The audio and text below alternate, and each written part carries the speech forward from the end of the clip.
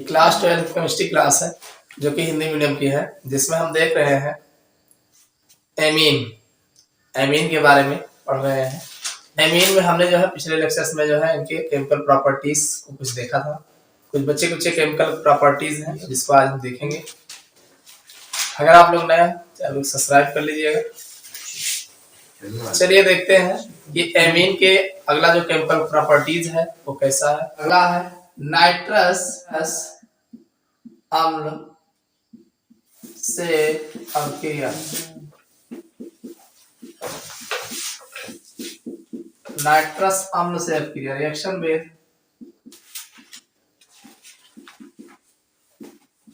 Nitrous acid.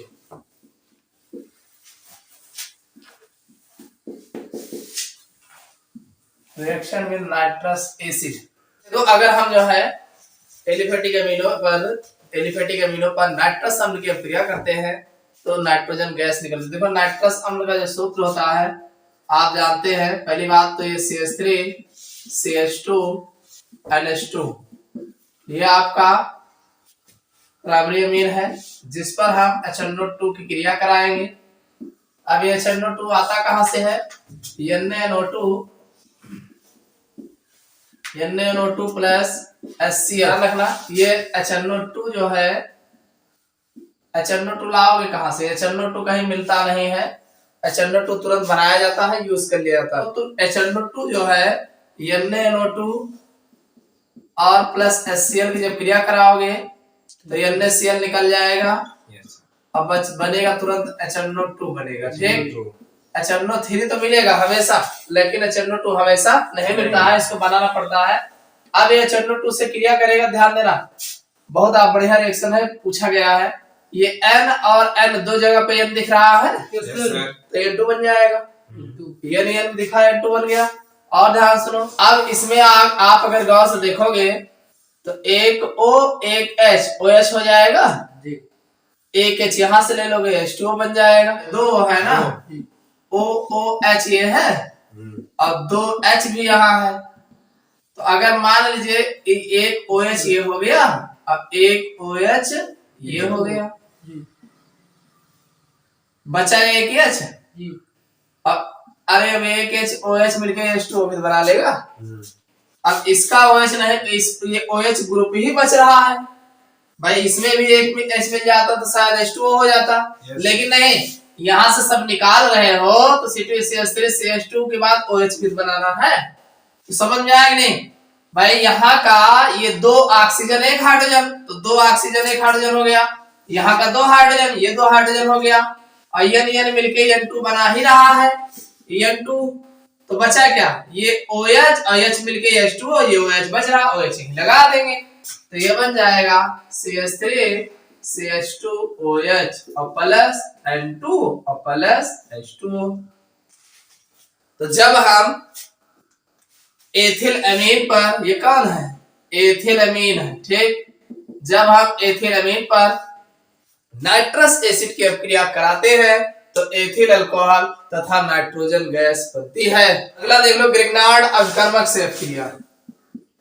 नाम सुने होंगे, ग्रिग्नार्ड अभिकर्मक से अभिक्रिया।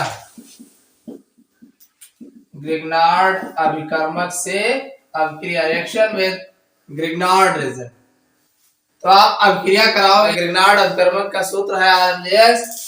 R की जगह पे आप ले लो CH3 Mg और I ले लो। इस पर आप अभिक्रिया करा दो CH3 CH2 NH2। समझ में आ गया नहीं? इसको आप जानते ही हो, methyl magnesium iodide. Methyl magnesium iodide, इस पर जो है एथिल अमीन की अभिक्रिया कराएंगे।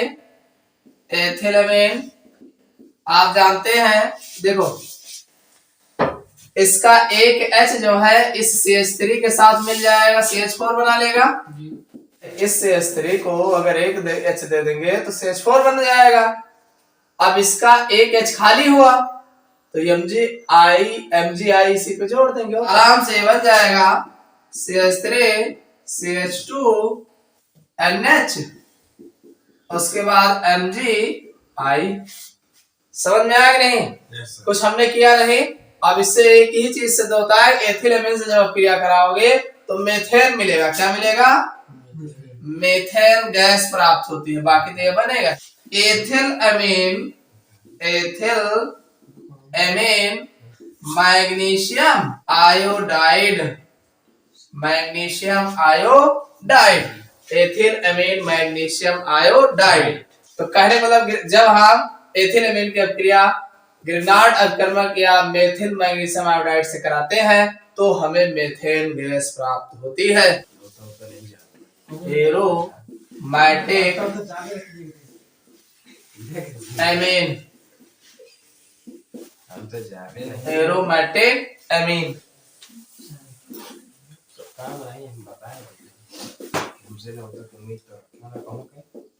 एरोमैटिक एमीन, इसमें अगला टॉपिक है एरोमैटिक एमीन। एरोमेटिक एमीन की बात करेंगे और इसमें जो ज्यादा पूछा जाता है एनिलीन पूछा जाता है। ठीक है, तो हेडिंग डाल लेना एनिलीन, एनिलीन। इसी के बारे में पढ़ेंगे। इसका अगर फार्मूला देखा जाए तो एक के बाद एक alternate single and double bond हो जाएगा और ऊपर हो जाएगा NH2। इसको आप ऐसे भी बना सकते हो, बीच में गोला कर दो, ऊपर लगा दो। ये एनिलीन का फार्मूला है।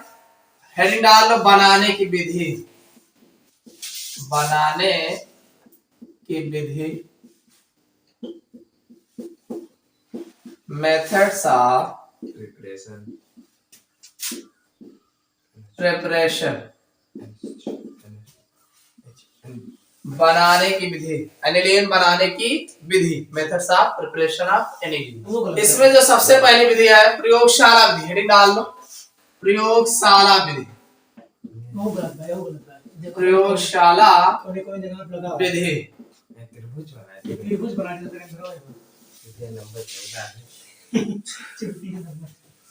लेबोरेटरी मेथड, प्रयोगशाला विधि। तो सबसे पहले हम बात करेंगे कि एनिलीन प्रयोगशाला में कैसे बनाए जाते हैं। भाई एनिलीन बनाने की जो विधि है प्रयोगशाला विधि, सबसे पहली विधि है कि नाइट्रोबेंजीन लेंगे। क्या लेते हैं? नाइट्रोबेंजीन को टिन और सांद्र हाइड्रोक्लोरिक अम्ल की अभिक्रिया द्वारा बनाया जाता है। आप जानते हैं, सबसे पहले सुनिए, जो आपका कैटालिस्ट ले हो टिन, टीने का सूत्र SN होता है, हाइड्रोक्लोरिक अम्ल का फार्मूला HCl है। ये दोनों आपस में अभिक्रिया करते हैं। आप जानते हैं SnCl4 बनाएगा और साथ में हाइड्रोजन देगा।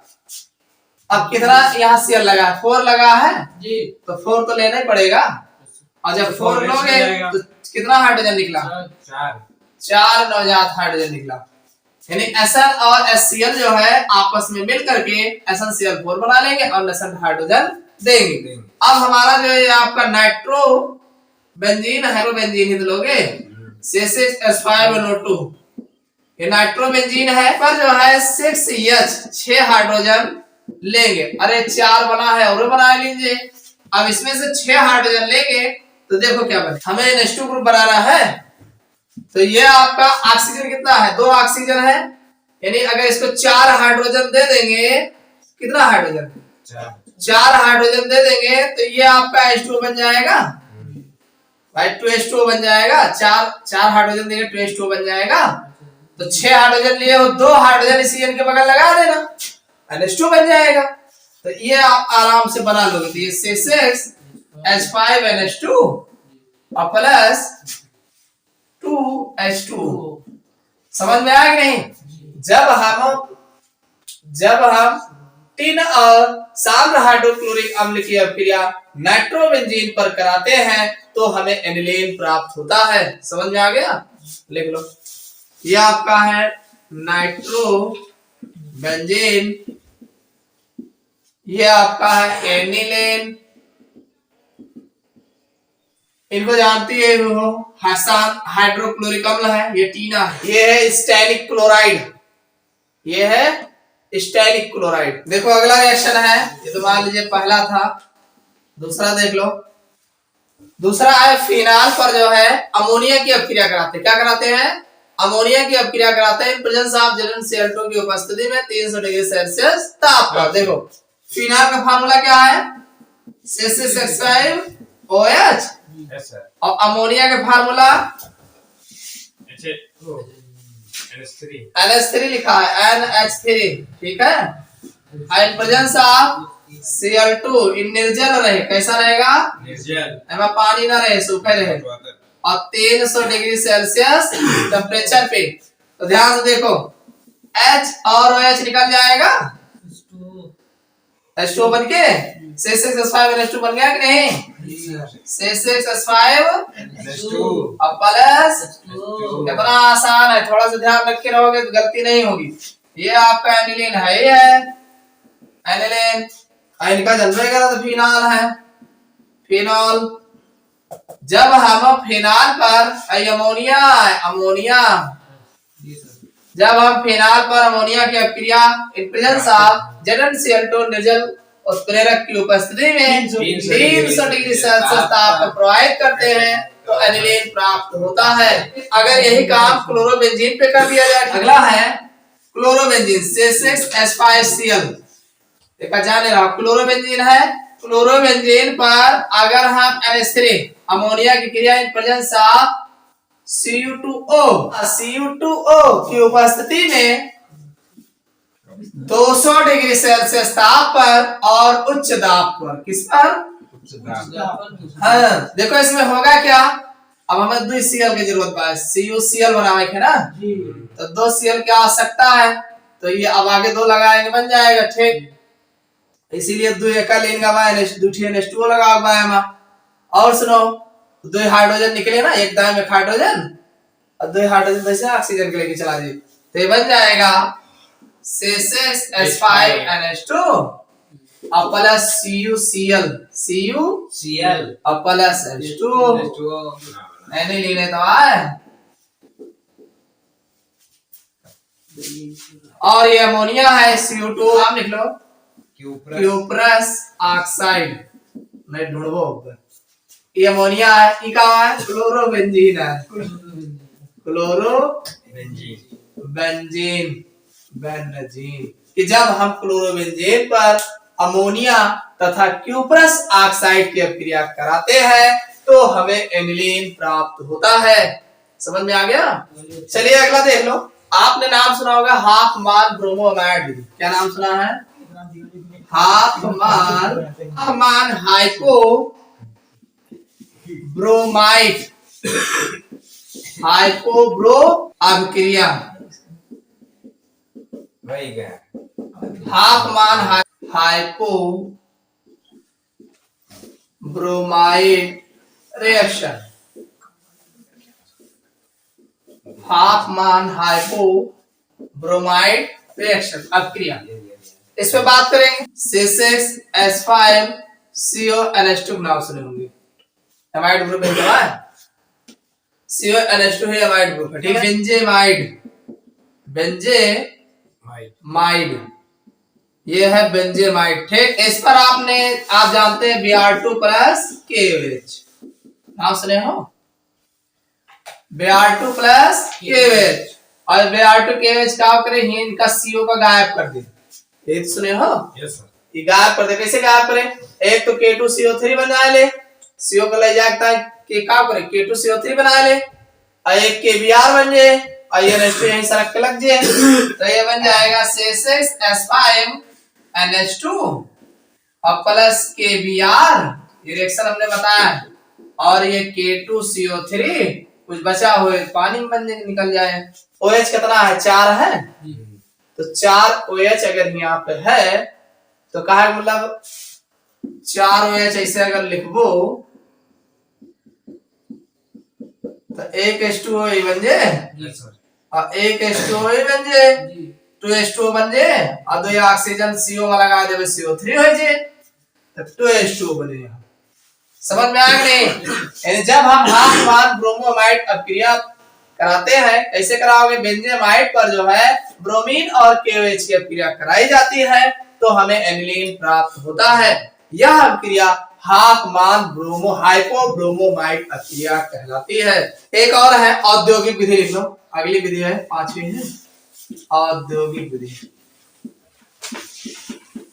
औद्योगिक विधि बाल करवा जैसे बीमार होगा। औद्योगिक विधि, इस पर बात करेंगे। औद्योगिक का मतलब हुआ कि लगाओ कम पाओ ज्यादा, ठीक। Yes sir.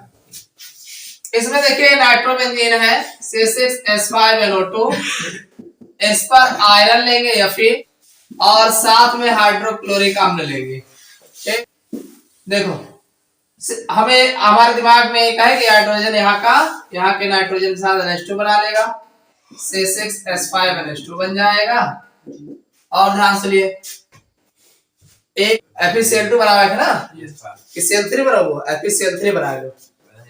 FeCl3 बनाना है, कुल मिला के Fe कभी भी क्रिया करेगा FeCl2 कम बनाएगा, FeCl3 ज्यादा बनाता है। पहले FeCl3 बनाना, FeCl3 और H2 बाद में बैलेंस करो, पहले बना लो। Fe जो होगा Cl के साथ FeCl3 बना लेगा, यहाँ से नेसेंट हाइड्रोजन देगा। ये नेसेंट हाइड्रोजन जो है आप ऑक्सीजन के साथ H2O बना दो और आप नाइट्रोजन के साथ NH2 बना दो, तो H2O तो 2 तो बन जाए, कंफर्म है।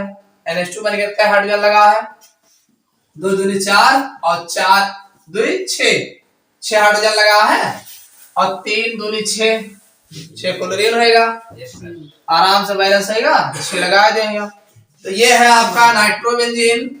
नाइट्रोबेंजीन, जब हम नाइट्रोबेंजीन को आयरन तथा हाइड्रोक्लोरिक अम्ल के साथ क्रिया कराते हैं तो हमें एनिलीन प्राप्त होता है। आयरन है, ये हाइड्रोक्लोरिक अम्ल है, हाइड्रोक्लोरिक एसिड, और ये आपका एनिलीन है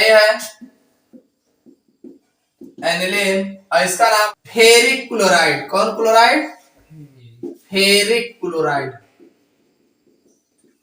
अगर फेरस कह दी जाए FeCl2 रहा।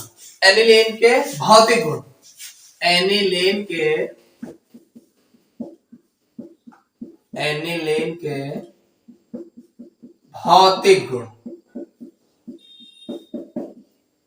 Physical properties of aniline. पहले हम एनिलीन के भौतिक गुण की बात करेंगे, फिजिकल प्रॉपर्टीज। देखिए अगर एनिलीन के भौतिक गुण की बात करें तो शुद्ध एनिलीन रंगहीन द्रव है।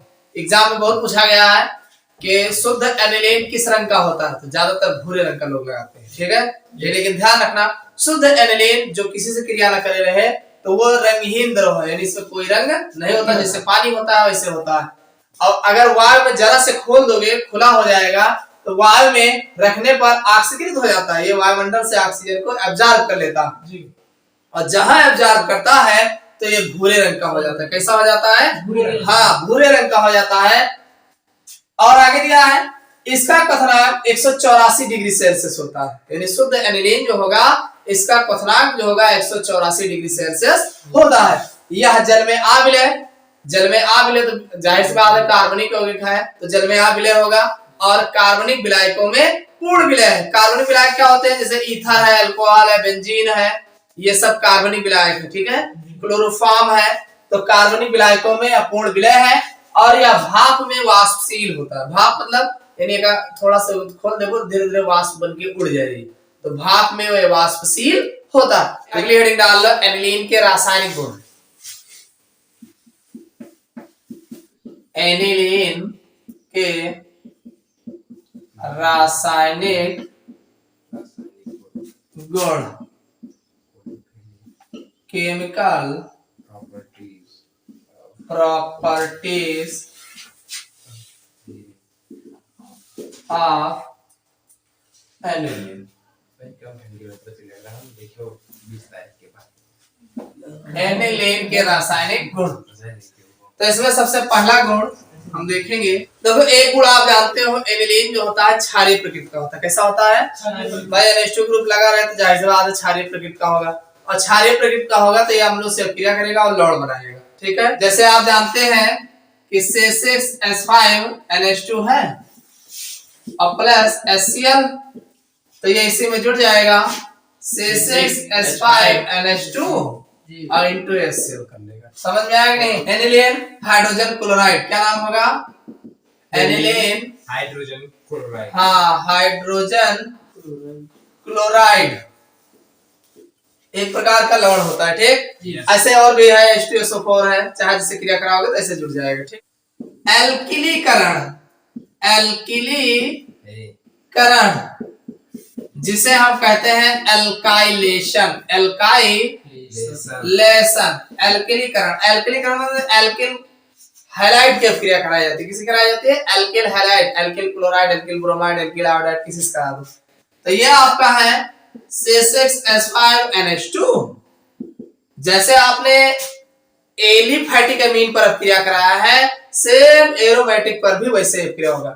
तो इस पर आप मान लीजिए CH3I की क्रिया करा दे, किसकी? मेथिल आयोडाइड भाई, मेथिल आयोडाइड। इनका जन्म ही करा था एनिलीन हुआ, एनिलीन, अब इनका नाम न भूलो, ठीक। इस पर आप क्रिया कराएंगे, अरे होगा क्या, इधर का H इधर का I निकल जाएगा, चाय बना के ऐसे घुमा के इसी पे जोड़ दे तो बन जाएगा C6H5NH।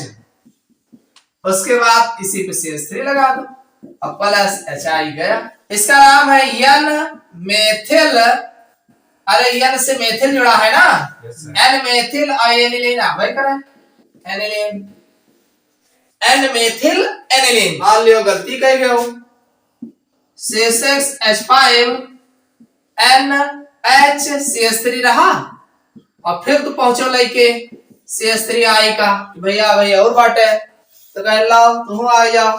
तो एक हाइड्रोजन और रहा, एक I के साथ HI बन के निकल गया ना, हो लग गए।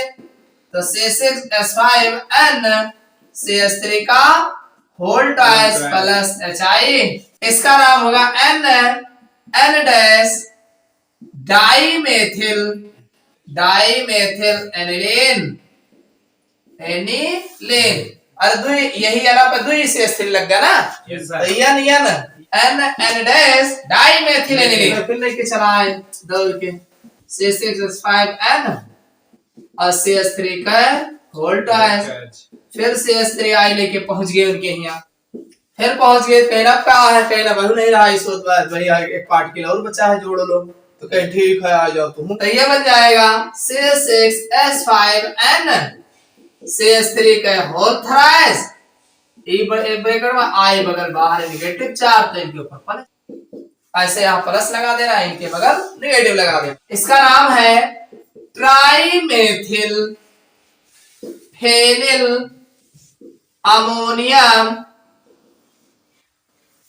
आयोडाइड, इसी को बोलते हैं चतुष्क अमोनियम